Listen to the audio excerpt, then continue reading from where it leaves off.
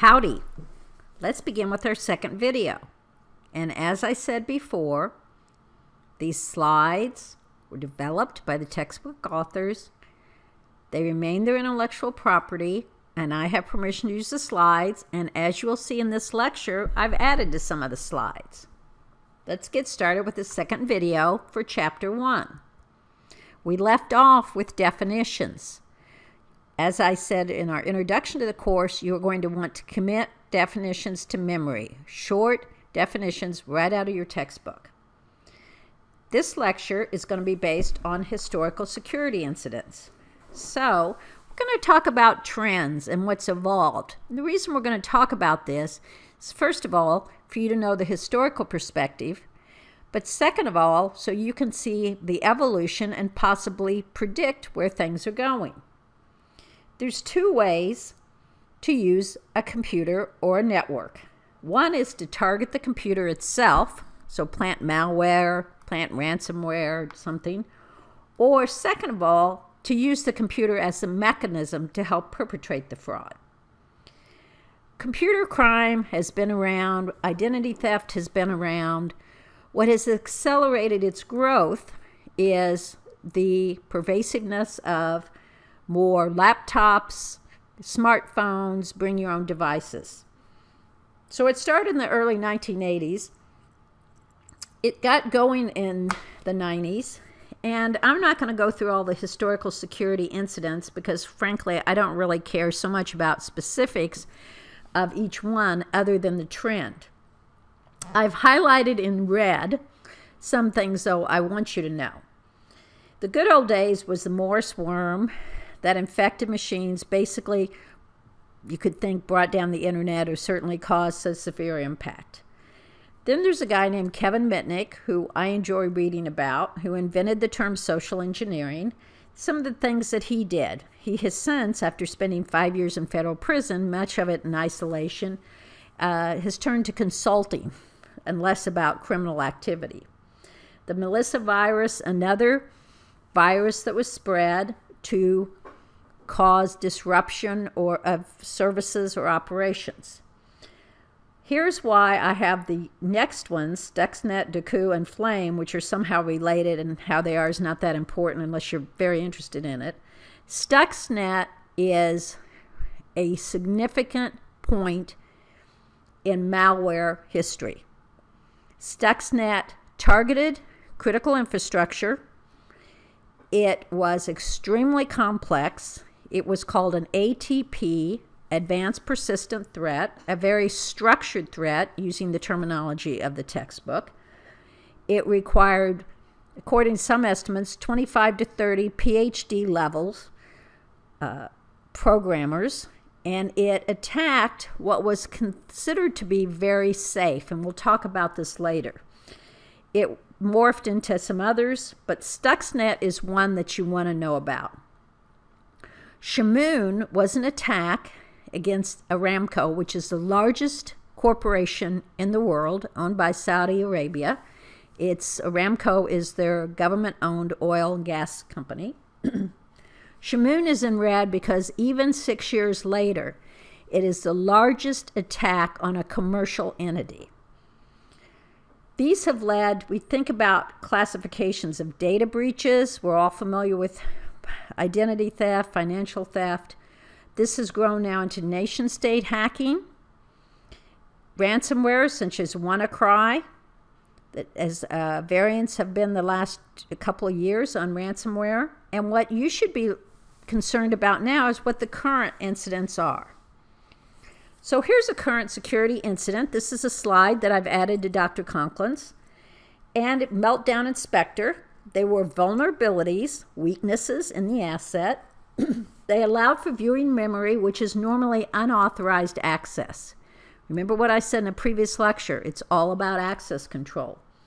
It attacked the actual Intel processor. Intel is probably the largest chip maker in the world. They are pervasive throughout everything we use. If it's a computer, it's probably got Intel chips. The patches that would fix the vulnerabilities caused severe performance drops, approximately 30%.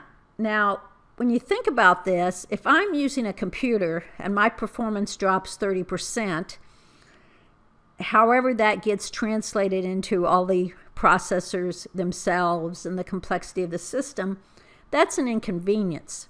What happens in highly automated systems is you cannot allow a performance drop like that, because highly automated systems have to be, their timing synchronized to the milli and sometimes microsecond. I've put 3 websites on here. I want you to take some time and look at these. To me, these are interesting for this reason. Excuse me. First of all, what happens whenever there's a vulnerability or a major data breach? You have lawsuits, all right? Look at what this says. These vulnerabilities were found back in June of 2017. So what happens? You have the attack occurring in Spectre and Meltdown. Microsoft, AMD, and Apple use Intel chips. They start to send out patches. They have an overhead issue. And of course, we always get the lawyers involved. Okay? A second website link I've given you is on the Spectre Meltdown. And it hit Windows servers. So, performance attacks of patches are in many cases unavoidable. Chip vulnerabilities may accelerate shift to the cloud. All right? This is all recent, within the last 6 months or so. Here's what I want you to get out of it. These are very short articles to read if you're not familiar with this. Here's what I want you to get out of it. The 2 main ways we could eliminate a lot of our issues is if we had stronger passwords and ran our patches. Passwords and patches. Now, there's still be a lot of things that wouldn't work, but it would get rid of a lot of our issues. Why don't people patch? Because things like this happen. The performance degrades, unexpected consequences. We have this feeling we won't be the ones to be hit. The third article I want you to see, again, is on the performance regressions. This one's a little more technical, so you may or may not want to be into all these details. Quite up to you. Let's go back.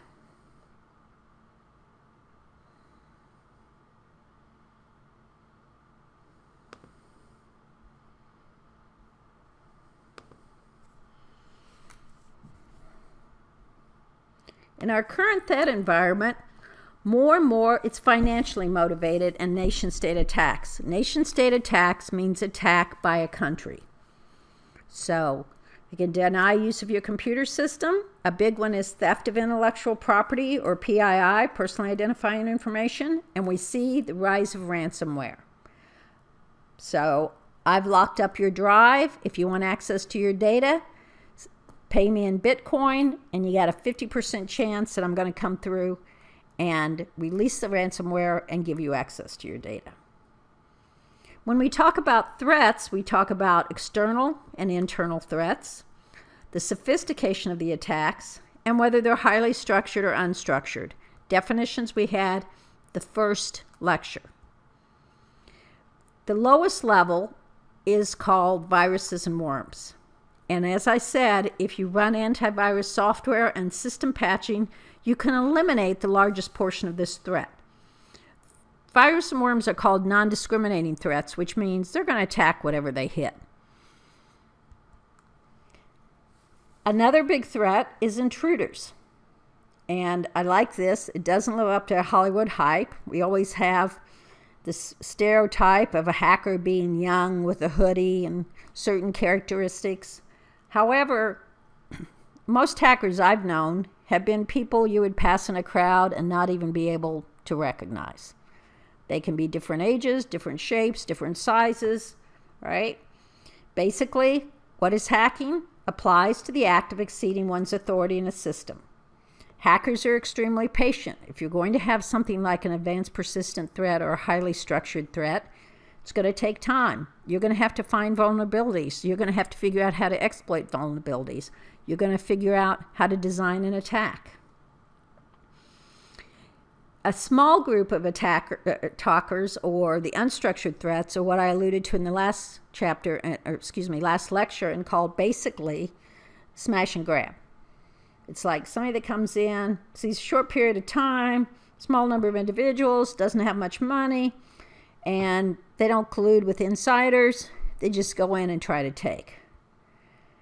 As opposed to those that are more structured, that have more financial backing, take time, a little more planning. Now, I'm going to show you a graph in the next slide that tells you the difference between hackers, the intruding kind. The biggest group is script kiddies. They don't have the technical expertise to develop scripts or discover new vulnerabilities in software. They just run scripts they download from the web or they're given. Higher up are script writers who will write scripts once vulnerabilities are known. The highest level are the technical individuals who can actually find the vulnerabilities and know how to exploit them. So you'll see that our elite hackers are only the top 1 or 2%, script writers 8 to 12%, and the biggest number are the script kiddies. So let's talk about where the threats are going. As I alluded to in an earlier lecture, I called it the capitalization of cybersecurity. In other words, it's a criminal organization. We're out to make money. We will sell you tools. You can assemble an attack. We don't care how you're going to use it. Or I'm a hacker and I'm going to buy tools and I'm going to plan and I'm going to conduct the activity and I'm going to have financial backing and I may or may not be working with insiders because my payoff is so big. It's not that much different from criminal activity in the physical world. It's all about theft or deception or fraud. It's just a difference in how the mechanism for the criminal activity is realized. And as I again talked about in the last lecture, the difference between having a physical asset and an electronic asset compromised. More and more we see more nations conducting information warfare and highly structured threats, nation states, terrorists, and the like. It's big dollar backing. It's very long period of preparation. It's large and organized group of attackers. In some countries, part of your military service would be to do this. In some countries, to get an advanced degree in like cybersecurity, you have to have compromised and successfully attacked maybe a Fortune 100 or 500 company or the Pentagon. This is a level playing field. By that I mean we don't have to rely on the size of the army, how well prepared it is, the number of planes, the conventional. This is electronic attacks that we can devote time and money to and execute. So here's our security trends to think about. We are evolving to highly interconnected networks. We have our Internet of Things. Everyone wants to be connected. You want to pick up your smartphone, you want to be able to check to see if your clothes are dry at home or what's in your refrigerator or start your car. It's going from closed operating environments to one where access can occur from anywhere. If you think of the Target attack, it was their HVAC contractor that was first compromised. Credentials were stolen that escalated the privilege, and they basically went into Target with free rein to move around the networks. Attackers are now focused on gaining money or something that betters what they're doing rather than notoriety. In the Morris worm and the earlier Melissa, it was about, hey, look what I did, aren't I clever? Now it's about, hey, I made a ton of money on this, or I gained a benefit for my country over another country. Hacking tools are available online. You can download them on the web. And lastly, we talk about the agnostic nature of hacking, and this is what I mean. I want to put together an attack. I go buy tools, get things off the web, do this, do that. The seller of the hacking tools doesn't care. You're going to use it to get money out of a bank? Fine. To steal identities? Fine. To disrupt healthcare machines? Who cares? Maybe in a children's hospital, what happens if people die? Don't care. It's agnostic. It's a capitalization of cybercrime.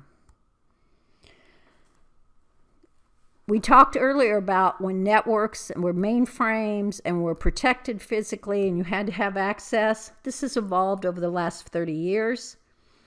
We went from just gaining notoriety to stealing and committing fraud. And basically, it's a big criminal enterprise. In 2008, worldwide, we hit a tipping point where the money to be made from cybercrime exceeded the money worldwide to be made from illegal drug trafficking.